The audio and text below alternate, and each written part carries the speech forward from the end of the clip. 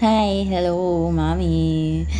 Ito ka pala yung anak mong pinakamaganda, pinakamaldita, pinakapasaway, pinakatoyo, and pinaka na sa pinakalahat. Cheers. Pero ito na talaga. Happy birthday, mami. Alam mo namang mahal na mahal kita. Kahit pasaway ako, kahit madrama ako, kahit gusto ko na laging tapusin yung buhay ko, pero alam ko sa sarili ko na hindi mo hahayaan yun. Uunahin mo muna akong sermonan bago mo ako advisean. Kilala na kita eh. Pag nagdadrama ako, sermonan muna ako ng bonggang napakahabang sermon. Pero thank you kasi starting naging nanayan kita, starting naging mamihan kita, you never fail to be there on my side. Most especially nung nawala yung mama ko. Na talagang nandyan ka lang sa tabi ko. Hindi ka nawala.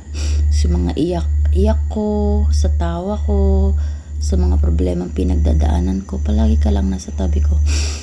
Alam mo yung pakiramdam na hindi lang kita kaibigan, hindi lang kita best friend, naging parang totoong nanay na talaga kita. Ay, naiyak ako. Tapos alam mo yung feeling na daig pa natin magjowa pag nag-aaway tayo o nagkakatampuhan, as in talagang iniiyakan kita. Iyak na. Pero kasi ganun talaga kita kamahal, mami. Naging napaka-espesyal mo sa puso ko at sa buhay ko. At malaking pasalamat ko kay Lord kasi sa lahat ng dago ko sa buhay, sa lahat ng sakit na pinagdadaanan ko, even lalong na sa love life, halos lahat ng lalaking nanakit sa akin, naging ka-partner ko, nandyan ka, sandalan kita. Pag may umaaway sa akin, handa kang mag-rest back, wag lang akong masaktan, wag mo lang akong makitang umiiyak, nandiyan ka para ipagtanggol ako. Even alam ko sa sarili kong kahit mali na ako dun sa side na yon, ipinagtatanggol mo pa rin ako. Kaya maraming thank you, mami, kasi hindi mo ako pinabayaan, hindi mo ako iniwan. Kahit alam mo yung pakiramdam na lagi kitang pinagtatabuyan kapag hindi ako okay, pag tinotopak ako, pag tinotoyo ako, lagi kitang pinagtatabuyan, pero you're still there. Hindi mo ako as in talagang inabandona ba yun, sinasabi nila, hindi mo ako inabandona.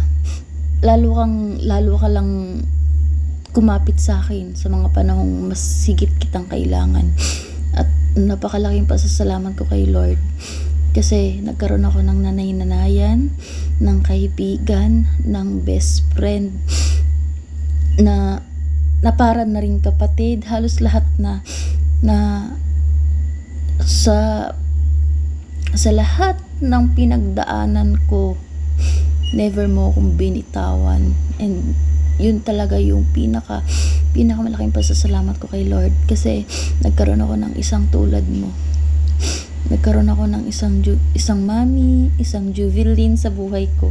Oo, binubuli-buli kita, inaasar-asar kita, pero mami, mahal na mahal kita. Mahal na mahal kita, alam kong alam mo yan. Ayaw na ayaw kong nasasaktan ka. Ayaw na ayaw kong nahihirapan ka. Yun ang pinakaayaw ko sa lahat. Alam mo yun. Kaya sinabi ko sa'yo, kung saan ka masaya, susuportahan kita. Even though, kahit yung mga pinakamaling desisyon sa buhay mo, nakasuporta ako sa'yo, nakakapit ako. Kahit mali na, eto pa rin ako. Sige, mami, go lang. Nakasupport lang ako para sa'yo kasi ganyan kita kamahal. Kung may nagagawa ka mang mali, kung may nagagawa ka mang hindi tama para sa mata ng iba, basta para sa akin, mami, kahit anong mangyari, no matter what happen, yung anak-anakan mo sa Mayo, until sa Ume, until sa iba pang mga apps, sa Coco, sa Popo, kahit saan pang app na matuklasan ko, isasama kita. Alam mo yan, hindi kita bibitawan. Kapit lang tayo hanggang habang buhay na ata to. Ikaw, sa totoo lang, parang ikaw ba yung jowa ko? Ikaw ba asawa ko? Kasi alam mo yun, yung pag hindi tayo okay, iniiyakan talaga kita. Imagine, alam mo yun, yung as in talagang halos maglupasay na ako kasi hindi tayo okay. Tapos pag nagchat ako tapos hindi ka nagsisin, alam mo yung pakaramdam na, ano ba to? Ano ba ako, jowa? Naghihintay ako na replyan ako agad, naghihintay ako na isin ako agad. Wala, gano'n na ba talaga siguro yung love ko sa'yo? Parang mas dinaig pa talaga na magjowa yung binding ng ano natin dalawa. Kasi kahit anong naging problema natin, even dun sa dati nating app, iniwan mo kita dun sa farm. Tingnan mo, until now strong pa rin tayong dalawa. Hindi tayo natinag. Oo, nag-aaway tayo, nagkakatampuhan tayo, pero at the end of the day, mas pinipili pa rin nating piliin yung isa't isa. At yun yung pinagpapasalamat ko sa'yo at saka sa akin. Kasi naging matatag tayong dalawa. Sana magtagal pa din, mami. Sana maging mami pa rin kita until the end. Sana wala nang katapusan or sana eternity na yung pagiging magmami anak natin. Basta palagi mo lang tatandaan. Nakasuporta lang ako sa'yo kung anong desisyon mo. Okay, mahal na mahal ko, alam mo yan. Basta happy beer. Happy birthday. Ano alak lang. happy birthday, mami. Ikaw ay mahal na mahal na mahal na mahal ko. Alam mo yan. Mas kakayanin kung mawala sila, wag lang ikaw. Alam mo yan. Alam mo yan sa sarili mo. Mahal na mahal kita, mami. Happy birthday.